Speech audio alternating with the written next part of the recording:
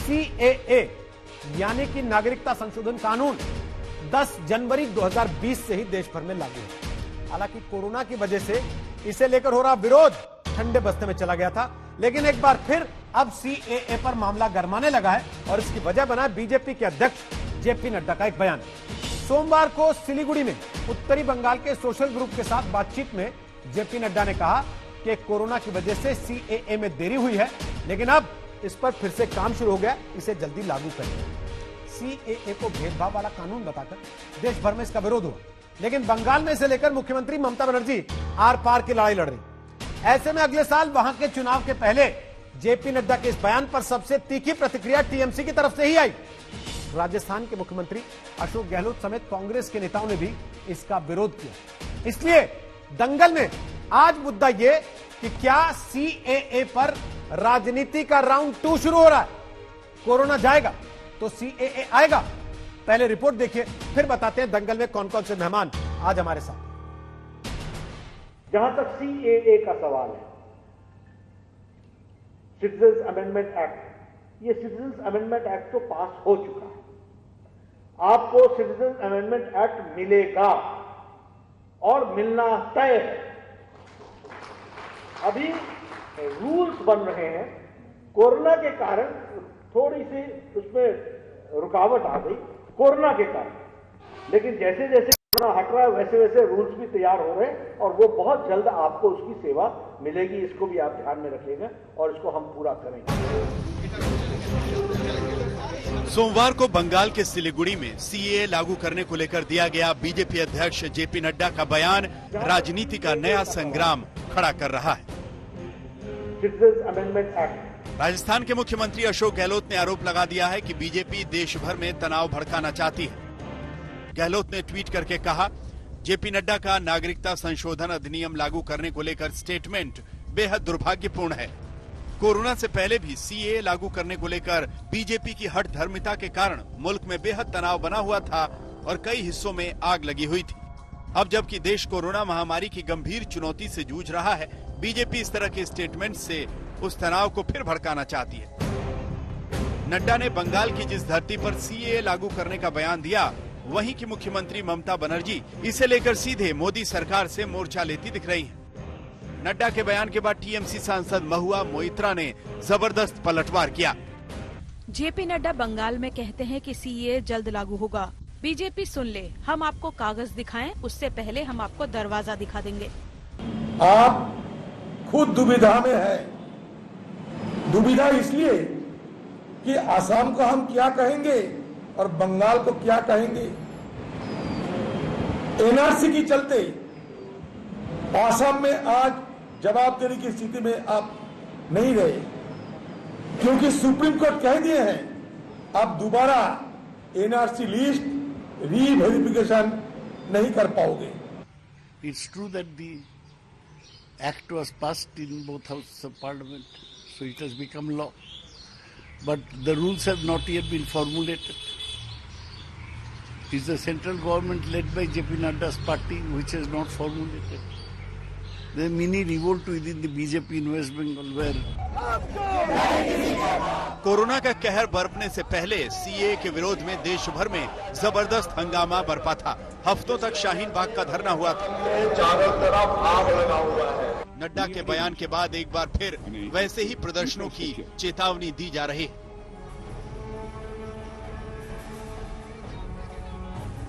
लेकिन अगर वो सीएए को लेकर लागू करने की फिर दोबारा से कोशिश करते हैं तो आंदोलन फिर से किया जाएगा और इस बार और पुरजोर तरीके से किया जाएगा। वो उन्होंने अगर लगता है कि चंद लोगों को गोली मारकर, चंद लोगों को जेल भेजकर, चंद लोगों के ऊपर यूएपीए जैसे ड्रैकोनियन कानून लगाकर हमारी कमर आंदोलन की तोड़ दी है, तो वो बहुत ही ज्यादा गफलत में है। देखिए, जो बीजेपी के राष्ट्रीय अध्यक्ष जेपी नड्डा साहब हैं, उन्होंने किस मंजर में ये बयान दिया है, किस सवाल के जवाब में उन्होंने बात कही है, ये तो इसका इल्म तो उन्हीं को होगा।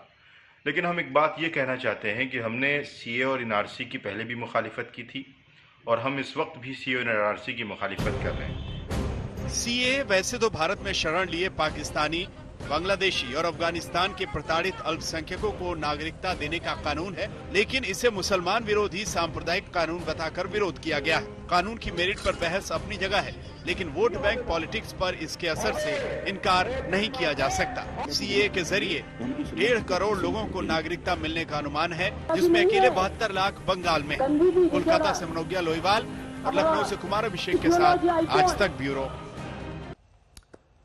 तो आपको बता दें कि दंगल में आज हमारे साथ गौरव भाटिया होंगे, वो बीजेपी का पक्ष रखेंगे। तौसीफ खान हमारे साथ हैं, सामाजिक कार्यकर्ता हैं, वकील हैं, तृणमूल कांग्रेस के समर्थक कहे जाते हैं। रतन शारदा हमारे साथ हैं, राजनीतिक विश्लेषक हैं, आरएसएस से जुड़े। तस्लीम अहमद रहमानी हमारे साथ हैं, एसडीपीआई से जुड़े, बिहार में तीसरे मोर्चे के तौर पर चुनाव भी लड़ रहे हैं, पार्टी उनकी चुनाव लड़ रही है। और हमारे साथ और मेहमान इसमें जुड़ेंगे, उनसे आपका परिचय कराएंगे, लेकिन उसके पहले गौरव भाटिया, बड़ा सीधा सवाल। बंगाल के चुनाव में तो अभी 1 साल है, बिहार में सीए नहीं बोल रहे, बंगाल में जाके बोल रहे।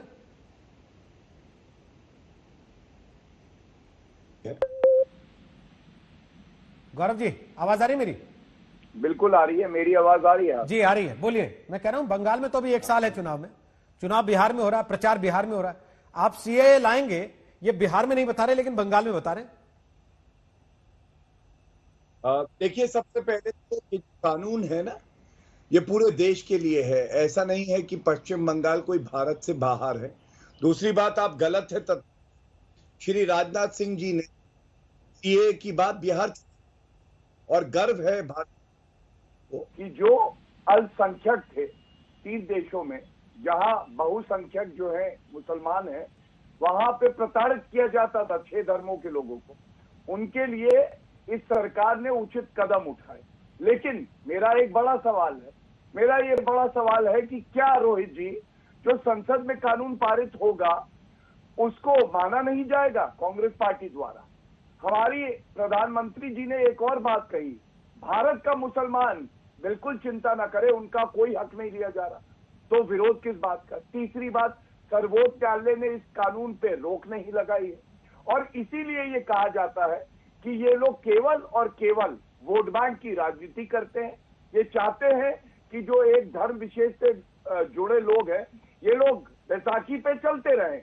और मैं इतना ही कहूंगा, क्यों ऐसा है आप मुझे बताइए कि जब एक कानून पारित हो गया, उसके बाद दिल्ली में दंगे करवाए गए, 55 से ज्यादा भारतीय नागरिकों की जान चली गई। शाहीन बाग के प्रदर्शन को सर्वोच्च न्यायालय ने क्या कहा? उन्होंने कहा यह अनुचित था, यह आम जनता के लिए दिक्कत वाला था, और जो निर्धारित स्थान है वहीं पे प्रदर्शन होना चाहिए। तो इसलिए हमारी प्रतिबद्धता है, सीए लागू होगा, और जहां जहां हम जाएंगे वहां सीए की बात करेंगे। ये तो बहुत गर्व की बात है, ये कोई शर्म की बात नहीं है कि इसकी बात नहीं होगी। जब किसान कानून लागू होने में कोरोना आड़े नहीं आया, तो सीए के लागू होने में कोरोना आड़े कैसे आया? हाँ रोहित जी, ये फिर विधिक प्रश्न है, मैं आपको बता दूं। कानून तो ये तभी बन गया था जब संसद ने इसे पास किया और राष्ट्रपति जी ने इस पे स्वीकृति दे दी। उसके बाद इसमें रूल्स बनने हैं, रूल्स बनने में समय लगता है, और हमें ये सुनिश्चित करना है कि किसी भी भारतीय का, किसी भी धर्म का क्यों ना हो, कोई हक ना मारा जाए, और जो बाहर हैं, जो अल्पसंख्यक है 3 देशों में, 6 धर्मों से हैं, उनको उनका हक मिले। अब इतना समय तो नहीं बीता कि आप कह रहे हैं कि लागू क्यों नहीं हुआ। जो आप बात कर रहे हैं किसानों के कानून की, उसमें रूल्स की बात नहीं है, यहाँ रूल्स की बात कर रहे हैं, इसलिए थोड़ा समय लग रहा है। लेकिन मेरे को एक प्रश्न पूछना है कि भारत के मुसलमानों को इस कानून से क्या दिक्कत है? आपका कौन सा हक मारा जा रहा है? और कानून शाहीन बाग की सड़कों पर पारित होगा या संसद में पारित? मैं आपका सवाल अभी जस का तस पूछ दूंगा, तौसीफ खान से भी, तस्लीम अहमद रहमानी से भी, लेकिन उसके पहले मेरा एक और सवाल है। 10 जनवरी 2020 को जब गजट में आ गया, नोटिफिकेशन हो गया इस कानून को लेके, उसके 6 महीने के भीतर नियम बन जाने चाहिए थे, लेकिन एक अखबार की रिपोर्ट कहती है, पोर्टल की रिपोर्ट कहती है कि गृह मंत्रालय फेल हुआ, 6 महीने में वो नियम कायदे इसके लिए तय नहीं कर पाया। अगर यह सरकार के लिए इतना महत्वाकांक्षी कानून था तो क्यों नहीं कर पाया? कोरोना की वजह से नहीं कर पाया, या फिर जो प्रदर्शन हुए उनके दबाव में नहीं कर पाया? रोहित जी, सबसे पहले तो ये जानकारी आपको दे दूं, समय सीमा होती है और वो समय सीमा बढ़ाने का भी अधिकार होता है। आप सब जानते हैं पूरे विश्व में कोविड एक महामारी है और भारत भी उससे जूझ रहा है। भारत ने बहुत अच्छे से उससे लड़ाई रखी है। कुछ समय ज्यादा लग गया, लेकिन हम डरने वालों में से नहीं, हम दबने वालों में से नहीं। ये भारतीय जनता पार्टी है, ये वही करेगी जो देश हित में होगा। ये देश विरोधी ताकतें जो हैं उनको सबक सिखाएगी। और पश्चिम बंगाल की ममता बनर्जी तो कह रही थी कि अगर ये लागू हुआ या एनआरसी लागू हुआ तो गृह युद्ध हो जाएगा। ये कैसी मुख्यमंत्री हैं आप बताइए, जो संविधान की शपथ लेती है और गृह युद्ध करवाने की बात करती है। और दूसरा, ये केवल तुष्टीकरण और सांप्रदायिक राजनीति है, क्योंकि ममता बनर्जी ने कहा था मुसलमान दूध देने वाली गाय है और इसलिए मैं इसकी दुलत्ती भी खाऊंगी। तो वो तो दुलत्ती खाती रहेंगी, लेकिन हमें वो करना है जो देश हित में। ओके, हम तौसीफ खान से कमेंट लें, उसके पहले एक चीज बता देते हैं। लगातार आप नीचे स्क्रीन पर देख रहे हैं, हम सवाल आपसे एक पूछ रहे हैं, और सवाल यह है कि क्या जेपी नड्डा के बयान से सीएए पर राजनीति का राउंड 2 शुरू हो गया? आप भी इस सवाल का जवाब देना चाहते हैं तो फोन नंबर्स लगातार हम आपको स्क्रीन पर दिखा रहे हैं। आप मिस्ड कॉल देकर इस पोल का हिस्सा बन सकते हैं। इसके नतीजे हम कार्यक्रम के अंत में दिखाएंगे। तौसीफ खान, उन्होंने सीधा सवाल पूछा, हिंदुस्तान के मुसलमान के लिए कानून नहीं है तो हिंदुस्तान के मुसलमान को इससे परेशानी क्या है? नहीं, कानून तो है, वरना सुप्रीम कोर्ट तो केस को एडमिट ही नहीं करती, नोटिस ही नहीं इशू करती, सरकार से जवाब ही नहीं मांगती। सारा ज्ञान बीजेपी वालों के पास है और जितने गैर बीजेपी वाले हैं उनके पास कोई ज्ञान ही नहीं है। ऐसे तो नहीं चलता है देश, ये तो डेमोक्रेसी है ना, सारे लोगों की बात सुनी जाएगी। असली मुद्दा क्या है?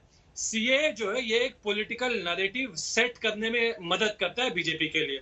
क्यों उनको सीए का मदद चाहिए? सीए का मदद बीजेपी को इसलिए चाहिए क्योंकि वो कोरोना से लड़ने में हार चुकी है। हमारा जीडीपी का हाल ऐसा देखिए कि बांग्लादेश जैसा मुल्क हमसे जीडीपी पर कैपिटा में आगे हो गया है।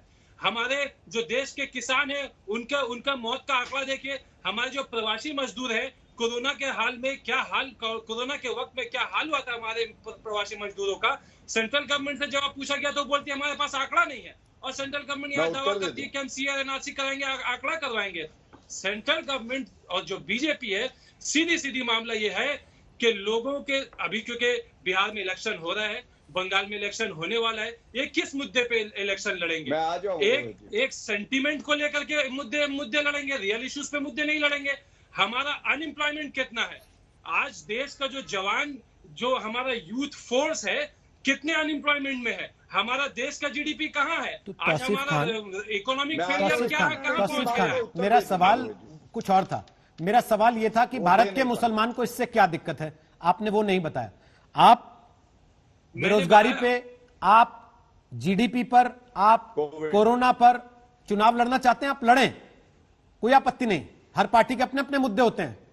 उनके लिए कोरोना के काल में भी अगर सीएए एजेंडा है, उनके अध्यक्ष ये बात बोल रहे हैं कि कोरोना खत्म होते ही हम सीएए के ऊपर वापस काम शुरू करेंगे, तो उन्होंने अपनी लाइन तय की है, आप भी तय कीजिए। लेकिन ये तो बताइए लोगों को कि भाई भारत के मुसलमान के लिए सीएए में क्या नुकसान है?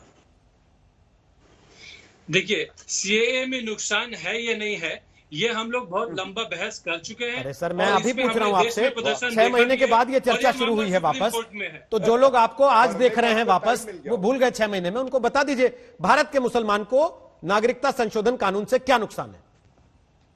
ये अनकॉन्स्टिट्यूशनल कानून है, ये कॉन्स्टिट्यूशन के खिलाफ है, राइट टू इक्वालिटी को वायोलेट करता है धर्म के नाम पे, कि हमारा कॉन्स्टिट्यूशन इस बात के अलाउ नहीं करता कि आप धर्म के नाम पे नागरिकता देंगे किसी को, और उसमें स्पेसिफिकली एक धर्म के लोगों को आप अलग रख दीजिएगा। बस अब वापस से यही डिबेट उठाना है, वापस से उनको मुद्दा चाहिए। अगर संसद कानून पास कर रही है, क्योंकि इलेक्शन लड़ना है। एक सेकंड, अगर संसद कानून पास कर रही है, अगर संसद में वो कानून पास होने के बाद, कानून की शक्ल ले रहा है बिल पास होने के बाद, तो फिर आप उसे असंवैधानिक क्या क्या अगर उखाड़ना चाहते हैं, तो फिर तो बहुत सारी ऐसी चीजें निकल आएंगी जिनको असंवैधानिक क्या क्या उखाड़ा जा रहा है या उखाड़ा जाता है, तो आप विरोध करते हैं। संसद का आप दुहाई देते हैं, संसद में 30% से ज्यादा लोग तो क्रिमिनल बैठे हुए हैं। अच्छा, कितने लोग हैं जिनके पास में, तो इसका मतलब तो आप संसद में भी नहीं मानते, फिर तो सुप्रीम कोर्ट है, फिर आप संसद में भी नहीं मानते। इसका मतलब तो सारे फैसले, कानून शाहीन बाग की सड़क पे बन जाने चाहिए, जिसको उसी सुप्रीम कोर्ट ने गैर कानूनी कह दिया, गलत कह दिया था।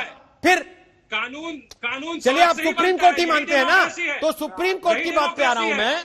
तौसीफ खान, सुप्रीम कोर्ट ने कहा शाहीन बाग में तरीका गलत था, जिसकी पैरवी आप यहां बैठकर 4 महीने करते रहे। आज मानते हैं कि गलत था, सुप्रीम कोर्ट ने कहा है तो गलत था। मानते हैं उसको कि गलत था? सुप्रीम कोर्ट ने ये भी बोला है कि सरकार, अरे ये भी बोला है, मत बताइए, ये बताइए कि गलत मानते हैं कि नहीं। अगर कोर्ट ने कहा गलत था तो आप मानते हैं गलत था? प्रोटेस्ट, क्योंकि आप कह रहे हैं कि कोर्ट सबसे ऊपर है, जगह दें। आपने कहा कोर्ट सबसे ऊपर है, आप मानते हैं कोर्ट ने कहा गलत था, तो आप स्वीकार कर रहे हैं गलत था? गवर्नमेंट ने बोला, सुप्रीम कोर्ट ने बोला कि तो आसिफ खान, मैं आपसे ए पूछता हूं तो आप कहते हैं नहीं मैं तो सी पे बोलूंगा। मैं आपसे सी पूछता हूं तो आप कहते हैं नहीं मुझे बी पे बोलना है। मैं बी पूछता हूं तो आप कहते हैं नहीं मेरा तो ए रह गया। तो तौसीफ खान, इससे ये पता लगता है, इससे ये पता लगता है सर, इससे ये पता लगता है कि आप भी केवल विरोध के लिए विरोध कर रहे हैं। आप देश के मुसलमान को ये तो बता नहीं पा रहे कि उसका नुकसान क्या है इसके अंदर। गौरव भाटिया, अब बोलिए, आप बहुत देर से बेचैन हैं बोलने के लिए। उसके बाद सुशील पंडित मुस्कुरा रहे थे, उनके पास चलेंगे, और तस्लीम अहमद रहमानी के पास। बोलिए गौरव भाटिया। देखिए, हम लोगों ने रोहित जी सुना था कि कुछ लोग जब चर्चा करते हैं तो गोल पोस्ट बदल देते हैं। यहां पे तो दिखाई दे रहा है कि गोल पोस्ट के साथ दौड़ रहे हैं ये। आप एक प्रश्न पूछेंगे तो कोविड पे चले जाएंगे, कोविड पे कुछ कहेंगे तो ये एम्प्लॉयमेंट पे आ गए। इनको चुप कराइए, इनको चुप कराइए। पहले तो देखिए, थोड़ी सी सभ्यता बहुत जरूरी है। हमें पता है आप चमड़ी उधेड़ देते हैं, हमें आप तो कहते रोहित जी ये चमड़ी उधेड़ देंगे, हमारी जय श्री राम बोलेंगे तो हमें पता है, लेकिन ये अपनी बारी में बोले। मैं तो इनके बीच में नहीं बोला था, ये तो वकील हैं पेशे से, इनको तो पता है कि कैसे बहस की जाती है। सुनिए आप मेरी। हाँ बिल्कुल जानते हैं कि राफेल के बारे में गवर्नमेंट ने कहा कि फाइल चोरी हो गया। तौसीफ साहब, रोहित जी देखिए क्या राफेल की अब लाएंगे, तब आप नहीं बोल रहे थे, जो पूछ रहा था वो ना छोड़ के अपनी मर्जी से बोल रहे थे। अब दूसरे आदमी जवाब दे रहे हैं तो तब भी आपको लगता है कि आप ही को बोलना है। ऐसा मत कीजिए, अभी 3 वक्ता तो बोल भी नहीं पाए ना, बारी बारी से आ सकता हूं सबके पास, वापस आऊंगा, तब के लिए अपने पॉइंट्स तैयार रखिए आप। गौरव भाटिया पूरा कीजिए बात को, फिर तस्लीम रहमानी, रतन शारदा और सुशील पंडित। बोलिए गौरव भाटिया। देखिए, सबसे पहले क्यों पश्चिम बंगाल में हमारी पार्टी के राष्ट्रीय अध्यक्ष जेपी नड्डा जी ने ये बात उठाई, मैं बताता हूं। क्योंकि जो साउथ बंगाल है, दक्षिण बंगाल, वहां पे सबसे ज्यादा घुसपैठ है। वहां रोहिंग्या का मसला भी उठा था। रोहिंग्या जो इनके लिए भाई हैं लेकिन कश्मीरी पंडित नहीं है, और इसीलिए ये बात उठाई गई और हम प्रतिबद्ध हैं कि सीए लागू हो। झूठ कैसे बोला? सर्वोच्च न्यायालय ने सीए का कानून कभी स्टे नहीं किया।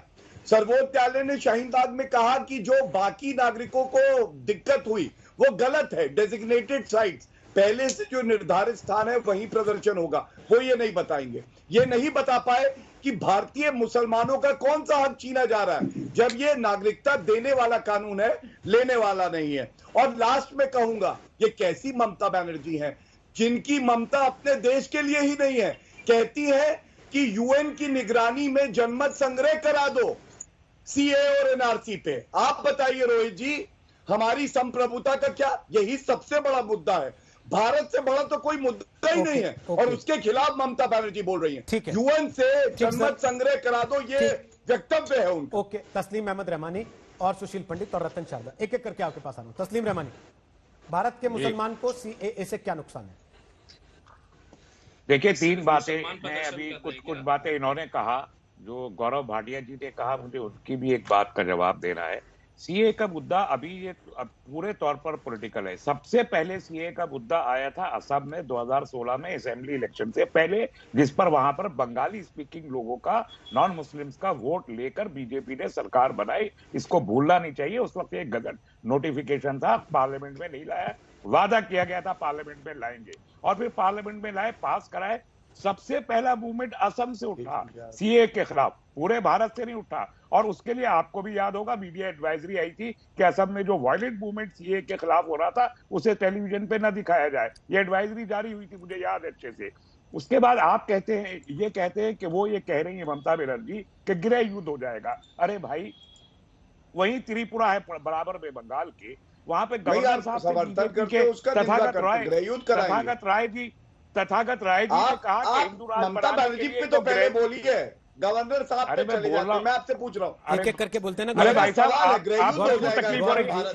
सवाल का जवाब तो देने दीजिए उनको, दूसरा फिर पूछ लीजिएगा। तो तथागत राय जी ने कहा, अभी तो पहले का नहीं मिला। तथागत राय जी ने उस वक्त कहा कि हिंदू राज बनाने के लिए गृह युद्ध की जरूरत है, तब कोई जवाब नहीं दिया। अब आप आइए कि मुसलमान को क्या प्रॉब्लम है। इधर उधर मत घुमाइए, मेरी आपसे विनती। मेरा अरे आपसे रोहित को एंकर निवेदन, करने दीजिए ना, मैं आपसे आप रिक्वेस्ट रोहित को कर एंकर रहा हूं। करने दीजिए। गौरव रोहित को ये एंकर बात करने आपने दीजिए ना, बोला आप था, खराब आप लगता है ना सर, जब आपके बीच में कोई बोलता है तो आपको खराब लगता है ना, मैं तो अरे उनके ये बीच में भी सवाल आप मत तो बोलिए। पूछे ना उनसे, मैं नहीं गौरव बोलता जी हूं, लोगों चलिए। को सुनने तो दीजिए, लोगों को पता तो चले कि आखिर किस आधार पर उनका विरोध है। ये मुसलमानों के खिलाफ इसलिए है कि ये अकेले सीए का मसला नहीं है। हमने हमेशा ये मेंटेन किया है कि ये एक पैकेज है, सीएए, एनपीआर और एनआरसी तीनों को मिला के। एनआरसी का जो हशर हुआ असम में सबको पता है, अभी तक क्या छींचा लेदर बची है 2012 से लेके अब तक। आप सीए की बुनियाद पे एनआरसी भी करना चाहते हैं, ये साजिश आप कर रहे हैं। और जो आप ये कह रहे हैं रूल्स, अरे साहब दिसंबर में होके 25 मार्च को कोविड का मसला शुरू हुआ है, आप 3 महीने में रूल्स नहीं बना पाए, 4 महीने आपके टाइम था, रूल्स नहीं बने आपसे, और आज आप सारे कानून दुनिया भर के पास कर रहे हैं। पार्लियामेंट भी काम कर रही है, ब्यूरोक्रेसी भी काम कर रही है, सब लोग अपने ऑफिस में कोविड के बावजूद जा रहे हैं, आप बहाना बना रहे हैं। तो अगर आपको अगर नियम नहीं बने हैं तो तस्लीम साहब आप खुश हैं कि दुखी हैं इस बात से?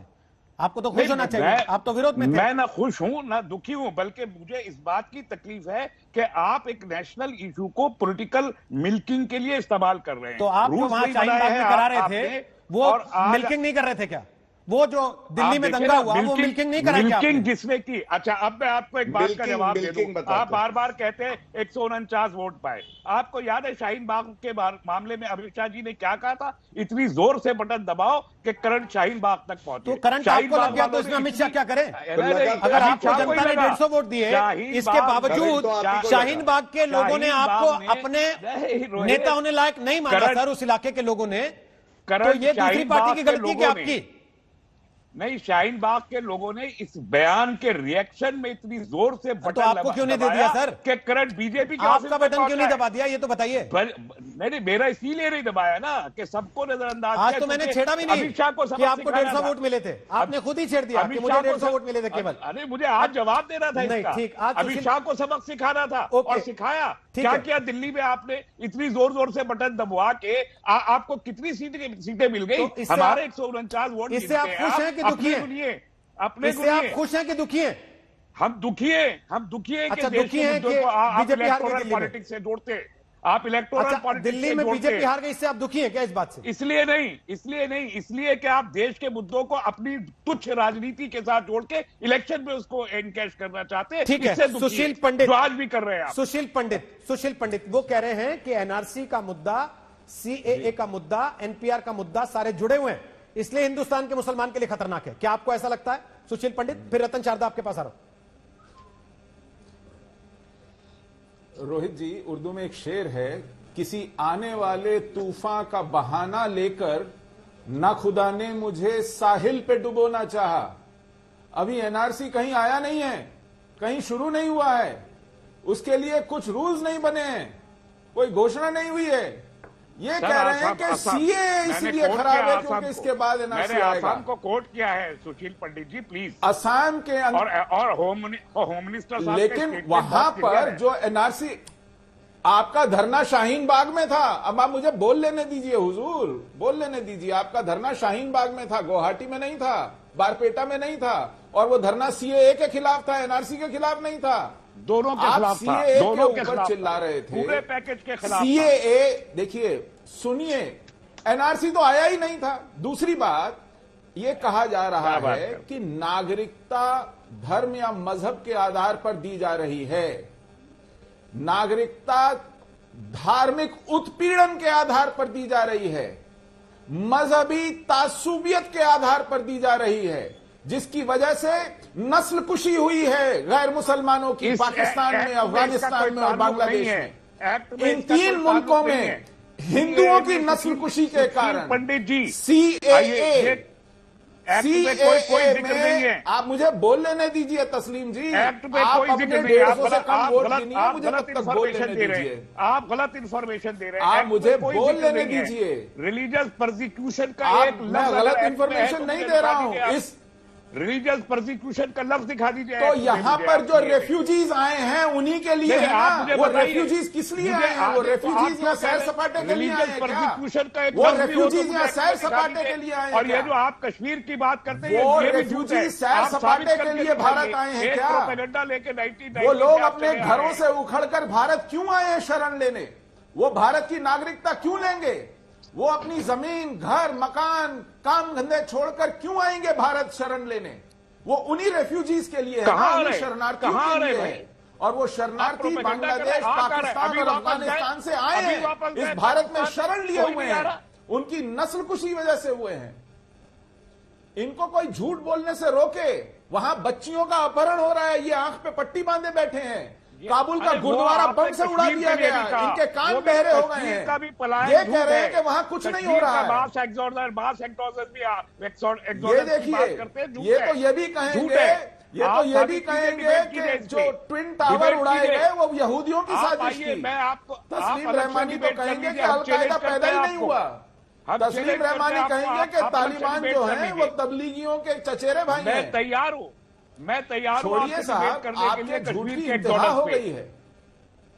आप कह रहे हैं कि कश्मीर में नस्ल कुछ नहीं हुई हिंदुओं की। आप कह रहे हैं कि पाकिस्तान में हिंदू कुछ नहीं। क्या बात कर रहे हैं? क्यों नहीं ऐड करते? इसी मक्कारी की वजह से, श्रीलंका में इसी धोखाधड़ी की वजह से, श्रीलंका में कोई झूठ की वजह से, म्यांमार में कोई इसी मक्कारी की वजह से यहाँ आज एक हालत क्या पैदा हो बात गई करते हैं है कि आप सच बोल के राजी नहीं है। ठीक है, झूठ कौन बोल रहा है? झूठ सरकार बोल रही है। खुदारा खौफ कीजिए खुदा से अपने। ठीक सर, मुंह दिखाना है आपको उन्हें। कोरोना जाएगा तो क्या सीएए आएगा? जेपी नड्डा के इस बयान पर हंगामा मचा है। हमारे साथ हैं रतन शारदा, राजनीतिक विश्लेषक हैं, आरएसएस से जुड़े हैं, गौरव भाटिया बीजेपी से, तस्लीम अहमद रहमानी एसडीपीआई से, सुशील पंडित रूट्स इन कश्मीर से जुड़े। रतन शारदा जी, ब्रेक के पहले आपने सबकी बात सुनी। क्या एन बिहार के मौके पर, चुनाव आने के मौके पर, या बंगाल में चुनाव की तैयारी के दौरान यह बयान देना यह नहीं दिखाता कि बीजेपी सीएए का राजनीतिक लाभ लेना चाहती है? पहली बात तो ये प्रश्न बीजेपी को पूछना चाहिए, आपने पूछा, उन्होंने जवाब दिया। जहां तक सवाल कभी भी उठाए जा सकते हैं, अगर एक झूठ के ऊपर सारा सीए का एजिटेशन खड़ा किया जा सकता है, जिसके अंदर किसी भारतीय मुसलमान का बाल भी बांका नहीं होता, तो उसके ऊपर से अगर और कोई कुछ कहता है तो आप किसी को उसके ऊपर आंख उठाने की जरूरत नहीं है। सेक्युलरिज्म के नाम पे अल्पसंख्यकवाद पे घृणा की राजनीति, ये भारत का एक स्टैंडर्ड बन गया है। बंगाल के अंदर बुद्धदेव भट्टाचार्य जी ने, जिन्होंने 30 साल राज किया था कम्युनिस्टों ने, उन्होंने पहली बार ये प्रश्न उठाया कि मुस्लिम आबादी बहुत तेजी से बढ़ी है, बॉर्डर के ऊपर मुस्लिम डोमिनेशन 11 डिस्ट्रिक्ट में हो गया है, उसके बाद इलेक्शन हार गए। तो राजनीति बंगाल की ऐसी राजनीति है। जहां तक संविधान की दुहाई दे रहे लोग हैं, अगर आपको सारे फैसले सड़क पे करने हैं तो संविधान, चुनाव होने क्या चाहिए, चुनाव की आवश्यकता नहीं। अगर पार्लियामेंट के अंदर जो हो रहा है उसका आपको मंजूरी नहीं है तो पार्लियामेंट की जरूरत नहीं है। तो अगर लोगों के चुने हुए राजनीतिक जो लोग हैं वो अगर वे कानून बनाते हैं तो उसके लिए आपको क्यों पीड़ा होती है? जहां तक सीए का सवाल है, इनका शॉर्ट में मतलब ये है कि जो रेप हुआ उसको वही अधिकार क्यों है, वो रेपिस्ट को भी अधिकार होने चाहिए। जो शिकार हुआ, जो उसको अधिकार दिए जा रहे हैं, शिकारी को भी वही अधिकार होने चाहिए। वहां पर अगर धर्म के नाम पे, मुस्लिम राष्ट्र के अंदर धर्म के नाम पर उत्पीड़न होता है, धर्म के नाम पर उनको तंग किया जाता है, वो पाकिस्तान छोड़ के जाते हैं, धर्म परिवर्तन करते हैं, या अफगानिस्तान या बांग्लादेश, तो उसके बारे में उनको शरण देने का काम भारत क्यों न करे? 1955 का लियाकत नेहरू पैक्ट था जिसके अंतर्गत ये हुआ। और जहां तक विशेषाधिकार की बातें कर रहे हैं माइनॉरिटी वाले लोग, मुझे बताइए विशेषाधिकार जो स्पेशली माइनॉरिटी को आर्टिकल 15 से 30 तक दिए हैं, उनको हटा लीजिए, उनको वापस ले लीजिए। वक्फ को स्पेशल जो सपोर्ट मिला वापस ले लीजिए, और जो आरटी के अंदर अमेंडमेंट है जिसमें माइनॉरिटी इंस्टीट्यूशन का स्पेशल छूट है वो भी वापस ले लिए। तो बंद एक तरफा सेक्युलरिज्म, एक तरफा संविधान की बराबरी, और संविधान की बराबरी नागरिकों के लिए, संविधान की बराबरी बाहर से आने वाले लोगों के लिए नहीं है। ये कानून बाहर से आने वाले लोगों के लिए है, प्रताड़ित लोगों के लिए, ये भारत के मुसलमानों के लिए, लोगों के लिए नहीं है। लेकिन किसी ने भी आज तक इसका जवाब दिया नहीं। आपने तस्लीम रहमानी को भी सुना? अरे शंका के ऊपर देश को जला दोगे क्या आप? आपने तस्लीम रहमानी को भी सुना? रोहिंग्या के लिए उनका कहना है मसला केवल सीएए से नहीं है, रोहिंग्या के लिए इनका दिल दुखता है, लेकिन हिंदू सिख बौद्ध जो मर खप के आ रहे हैं बांग्लादेश से, पाकिस्तान से, अफगानिस्तान से, उनके लिए इनका दिल नहीं पसीजता। उनके ऊपर जो कानून हो गया वो कानून को भगाने वालों के लिए होने चाहिए। अरे भैया, जिनको भारत से अलग रहना था, धर्म के नाम पे बनाना था देश, उन्होंने पाकिस्तान बना लिया था। यहाँ जो रह रहे हैं वो यहाँ सुरक्षित है, आबाद है, वहां पर शिया सुन्नी एक दूसरे को मारते हैं, भारत में नहीं मारते। तो ये इस तरह के झूठे घृणा की राजनीति को छोड़ें आप, और जो आपको सही कल्याण करना है उसका कल्याण करें। बंगाल के अंदर 30% मुस्लिम होने के बावजूद 30 साल में बंगाल में मुस्लिम सबसे पिछड़ा हुआ है। कौन दोषी है? सरकार, कम्युनिस्ट सरकार। मुझे बताइए, केवल 18% लोग पास होते हैं एसएससी के अंदर, 54% पास होते हैं SC ST के। अगर उनकी पढ़ाई में रुचि नहीं, उनकी आर्थिक उन्नति में कोई रुचि नहीं है, तो यहाँ सारे जो बैठे लोग सेक्युलरिज्म की दुहाई देते हैं, उनके लिए उन्होंने पिछले 70 साल में कांग्रेस में क्या किया, इसका मुझे रतन शारदा जी उन्होंने एक सवाल उठाया कि CAA अकेला CAA नहीं है, ये CAA प्लस NRC और NPR भी है, इसलिए हम विरोध कर रहे हैं। जब NCR और NPR आएगा तब की बात होगी। दूसरी बात, अगर आ भी रहा है, कौन सा देश है दुनिया में, आपको रहना दीजिए, आपको ये तो ज्ञान नहीं था, NPR नहीं है, हमारा देश को रहमानी साहब जवाब दीजिए, उसके बाद ऐसा लगता है सारी दुनिया में अगर NPR है तो हमारा उसका विरोध क्या? आप उसके किसी क्लॉज के ऊपर उसकी कंडीशन पे हमारे देश में क्रोनोलॉजी होना ही, एक सेकंड चलिए क्रोनोलॉजी पर आते हैं। ठीक है, ओके रतन शारदा जी एक सेकंड, क्रोनोलॉजी का मामला आ गया है तो गौरव भाटिया को जवाब देना चाहिए। सुशील पंडित भी बोलना चाहते हैं, उसके पहले गौरव जवाब देंगे। गौरव वो कह रहे हैं कि गृह मंत्री ने तो क्रोनोलॉजी बताई थी, पहले CAA आएगा, फिर NRC आएगा, फिर NPR आएगा, NPR फिर NRC, उसको लेके उनका कहना है कि भाई उन्होंने खुद बताया था, हमने कहां जोड़ा। बोले गौरव भाटिया। देखिए, आपके चैनल पे कैसे झूठ बोला जाता है, कैसे मिल्की की जाती है झूठ की, मिल्की।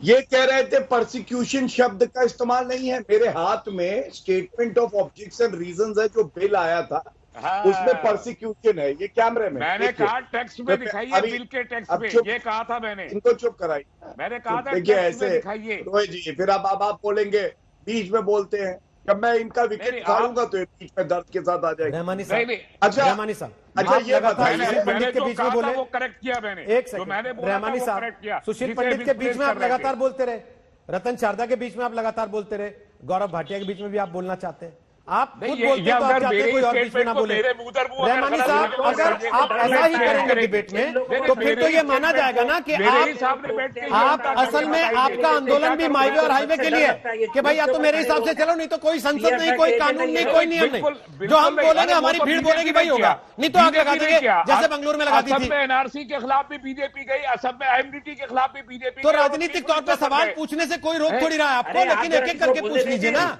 दूसरे को सुनिए तो सही। गौरव भाटिया जवाब दे रहे हैं, आपने क्रोनोलॉजी का सवाल उठाया, वो क्रोनोलॉजी पे जवाब दे रहे हैं, अब उनका जवाब तो सुनना पड़ेगा ना आपको। नहीं दे रहे, वो मेरे स्टेटमेंट को गलत करके बता रहे हैं। आप भी तो यही करते हैं, आप भी तो यही करते हैं। गौरव भाटिया जवाब समझाइए, क्रोनोलॉजी पे बताता हूँ, हाँ समझाता हूँ, सब समझाता हूँ। देखिए, CAA के संशोधन से किसी भारतीय मुसलमान की नागरिकता नहीं जा रही, ये नागरिकता देने वाला कानून है, लेने वाला नहीं, और इस पे तो कोई डिबेट की जरूरत ही नहीं है, क्योंकि ये लोग जवाब नहीं दे पाए। अब आते हैं NRC पे। NRC इनको पता नहीं है, NRC पहली बात नोटिफाई हुआ क्या, ये तो देश के गृह मंत्री ने भी बोला कि अभी नोटिफाई हुआ नहीं है, तो जब नोटिफाई हुआ नहीं है तो आपको क्यों परेशानी है। तीसरी बात, इन्होंने असम में जो NRC हुई रोहित जी, उसका विरोध किया। क्या NRC की जो प्रक्रिया थी वो सर्वोच्च न्यायालय के आदेश के तहत नहीं हो रही थी? मतलब सर्वोच्च न्यायालय भी ये ना देखे कि घुसपैठिए अंदर आ रहे तो उनको बाहर निकाला जाए, और हम पुनः कहेंगे आपने तो NRC को भी कह दिया दोबारा होगी, NRC भी दोबारा होगी, सर्वोच्च न्यायालय की मॉनिटरिंग के बावजूद आपको वो पसंद नहीं आई। NRC तो वो भी पसंद नहीं आई, किस एक्ट में है और कौन सा प्रावधान है? असम में भी दोबारा होगी NRC। नहीं, आप बताइए, मेरा सवाल है, NRC किस कानून में है बताइए, बोलिए किस कानून में है बताइए, प्रावधान बताइए। ये तो ऑर्डिनेंस था गोगोई साहब का, असम में 2012 का, उसके तहत उन्होंने कराई थी। आज भारत में कानून लेके आना चाहते हैं, इनको यही नहीं पता है और चर्चा करना है। वजीर दाखिला ने कहा था या नहीं कहा था कि पार्लियामेंट में कानून लाएंगे, रोहित जी देखिए कैसे पैकेज है, रोहित जी होम मिनिस्टर में कहा था, सवाल पूछा जवाब सुन लीजिए। तस्लीम रहमानी, आपने सवाल पूछा, आप जवाब सुन लीजिए। आपने सवाल पूछा ना, जवाब सुन लीजिए। जवाब ये नहीं दे रहे। आप बताइए, होम मिनिस्टर ने कहा था, ये नहीं कहा। अरे भाई बोल तो दिया, बोल तो दिया, उसके बाद जवाब तो दे रहे हैं कि एनआरसी का नोटिफिकेशन तो दिखा दीजिए, कहां है? ये भी तो उसी वजीर ने कहा था जिसको आप वजीर दाखिला कहते हैं। गृह मंत्री कहने में शर्म आ जाती है आपको। तस्लीम रहमानी, मुझे ये बताइए, अगर आपको क्रोनोलॉजी याद है तो आपको ये क्यों नहीं याद है गृह मंत्री ने कहा कि भाई नहीं हुआ नोटिफिकेशन अभी तक और नहीं कर रहे हैं फिलहाल?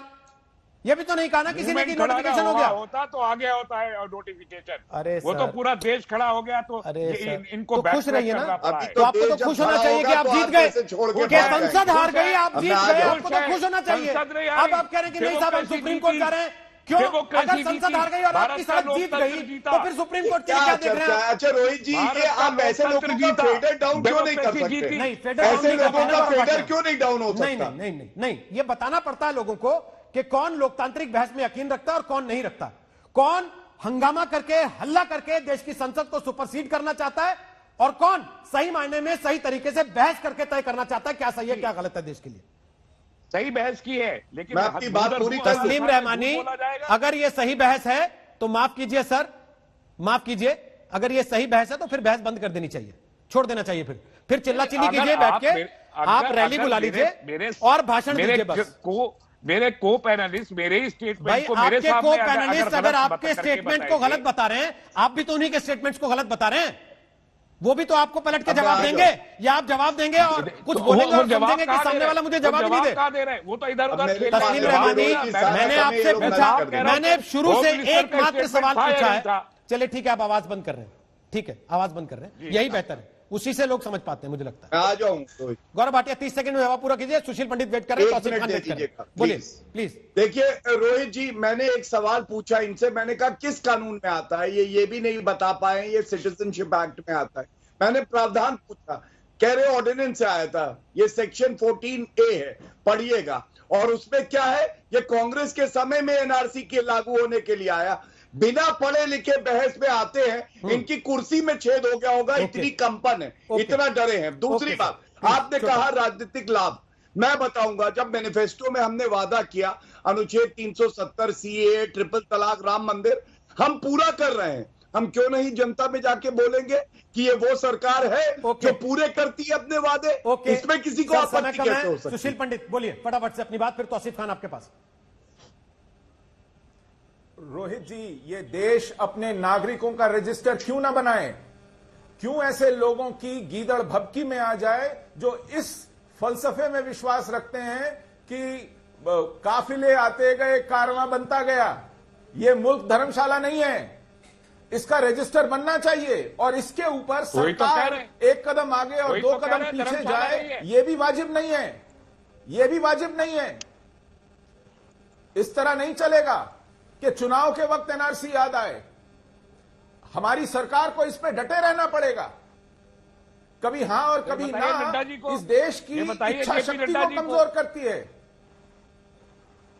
बिल्कुल बताया जाएगा, जिस तरह आपको बताया जाता है कि सच्चाई क्या है और आपका झूठ कैसा है, इसी तरह सरकार को भी सार्वजनिक रूप से बताया जाएगा कि देश हित के मामले पर कोई कोताही नहीं हो सकती है। एग्जैक्टली, हम आपके साथ हैं। ठीक, तौसीफ खान फटाफट से लास्ट कमेंट छोटा सा। देखिए, आपको लगता है बंगाल का चुनाव अब इसी पे होगा, सीए या एनआरसी पर, या जिस पे आप चाह रहे हैं? नहीं, अगर बंगाल का चुनाव भले ही बीजेपी अपना प्रोपेगेंडा या अपना नैरेटिव चला सकती है सीए पे, लेकिन बंगाल की जनता तो इस बात को समझती है और इसलिए इसका विरोध कर रही है। ये विरोध कोई नया नहीं है। आसाम में इन्होंने एनआरसी किया, उसका उन्हें मुंह का खाना पड़ा, इसलिए उसको कॉम्पेंसेट करने के लिए सीएए लेकर के आए। सीएए में फिर से जिक्र है इस बात का कि नेशनल रजिस्टर बनाया जाएगा और नेशनल रजिस्टर में नेशनल इंडियन सिटीजन का कार्ड इशू किया जाएगा और उसमें किस बेसिस पे उसको डिफाइन किया जाएगा, ये सारा डिटेल उसमें है। अब ये बात आकर के टीवी पे झुठला सकते हैं, लेकिन कोर्ट में इस बात को नहीं झुठलाया जा सकता और ये जनता इस बात को समझ चुकी है। हाँ, बंगाल का जो चुनाव होगा, हम तो सवाल उठाएंगे कि आप देश का जीडीपी को कहां लेकर के गए, आपने कोरोना में क्या हाल कर दिया, यहाँ पे चमड़ी उधेड़ देंगे। जय श्री राम। देश के किसान के साथ आपने क्या किया, देश के प्रवासी मजदूर के साथ आपने क्या किया, ये सवाल तो हम उठाएंगे और इस सवाल का आपके पास जवाब नहीं है तो जवाब से भटकाने के लिए आप ये का बात करेंगे, लेकिन जनता आपकी इन सलाह को समझेगी और आपको इसका जवाब मिलेगा। आप इस कितना बात को- दूध देते और हो आपके तुम? बीजेपी के खुद कितना नेता दूध इस पे देते आपका हो बवाल खड़ा बताओ ना, करेंगे। गाय हो ना तुम आपके लोग पे दूध बीजेपी देने के नेता वाली। सीए के खिलाफ क्यों कितना खड़े हैं? दूध दिया है आपके भैया? बीजेपी के चलिए नेता सर, आसाम पनीर के बना अगर दूध बहस नहीं इस बना। दिशा में चली जाए तो बेहतर है दही बनी उससे कि खत्म नहीं कर बनी? दिया जाए। धन्यवाद।